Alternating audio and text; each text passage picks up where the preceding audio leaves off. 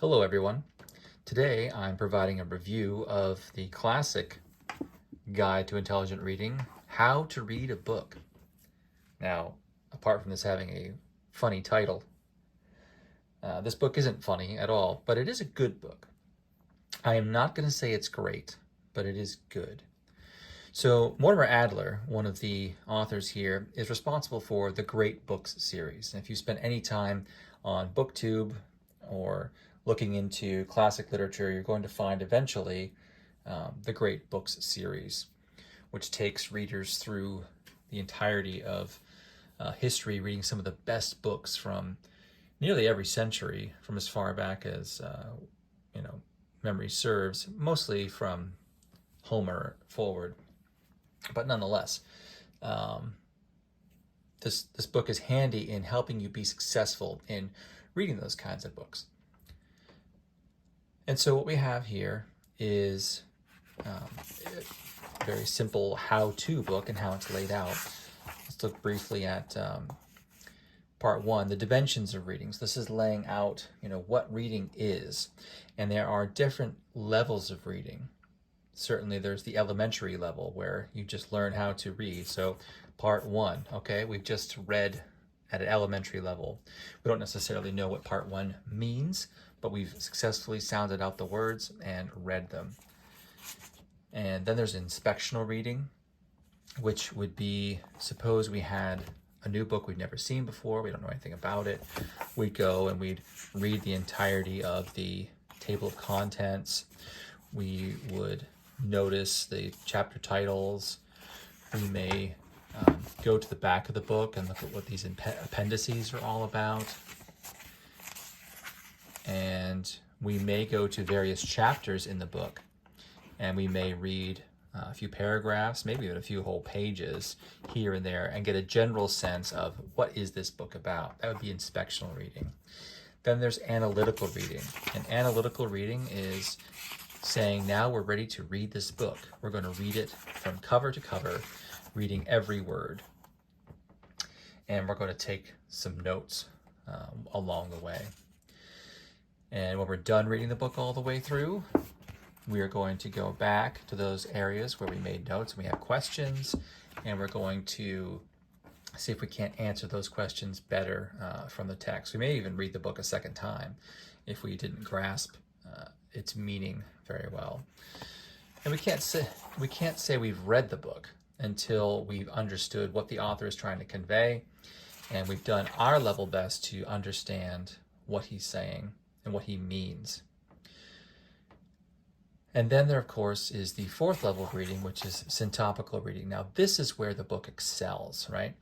Syntopical reading is you have a question, you want to answer it, and so you gather several books together to answer that question. That will help you.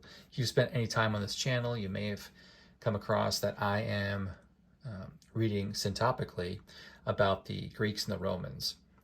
In early 2024, I asked the question, who were the Romans? And I thought the best way to answer that is to dive headlong into Greco-Roman literature. I read a lot of the greatest Roman authors through last year. And this year I'm reading through some of the greatest Greek authors. And this is a project that's not going to be done in 2 years. This is going to be something that's going to take me several years. I haven't fully planned it all out, but I do my best to understand who the Roman people were and their culture. And you can't do that if you don't try to understand who the Greeks were as well.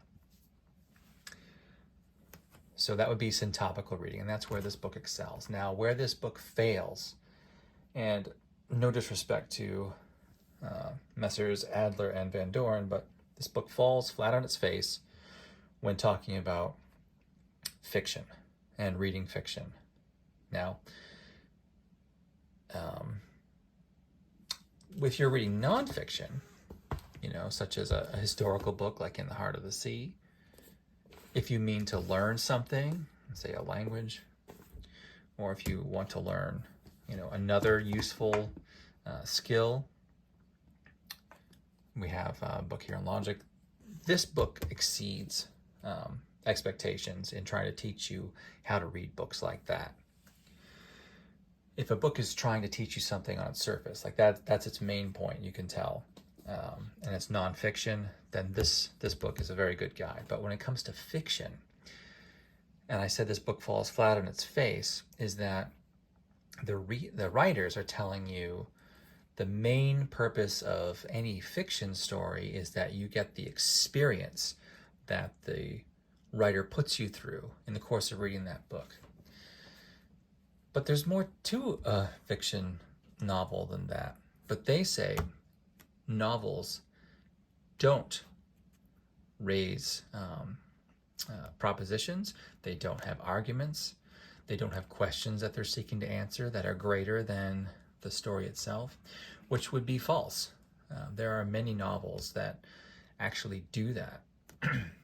Suppose if we read The Count of Monte Cristo, and that's a book that many readers say that they lived the book rather than just read the book. And that was my experience as well. I lived The Count of Monte Cristo while I was reading that.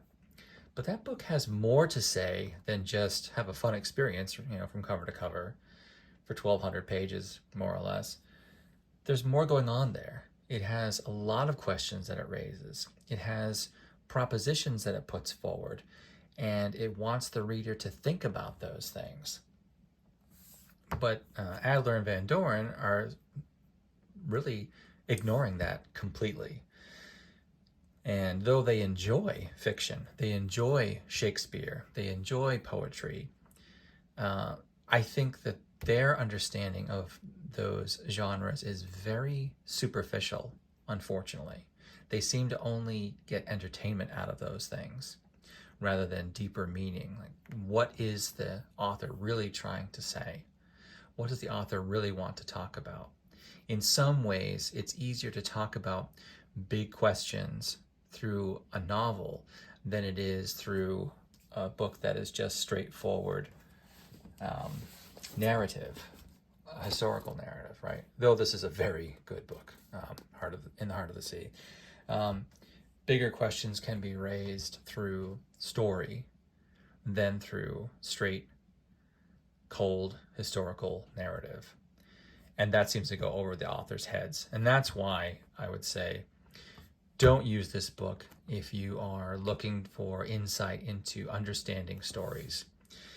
I would say, go to the Literary Life podcast first. Now, I'm not trying to be an ad for them, and they haven't endorsed this video whatsoever, but I've learned a lot from them that makes a lot of sense with my own understanding before I listen to them.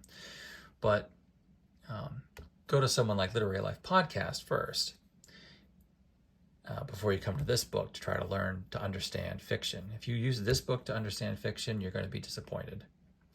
And you may not even know that you're disappointed until you learn that these guys are only scratching the surface on literary symbols, on meaning, and the big questions of life, and sometimes the smaller ones too. Well, that's all I really have to say.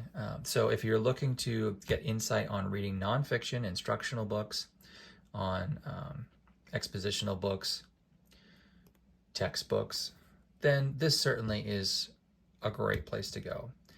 If you are looking for insight into reading fiction, reading drama, reading poetry, stay far away from this book. All right, that's all I have to say. Have a great day.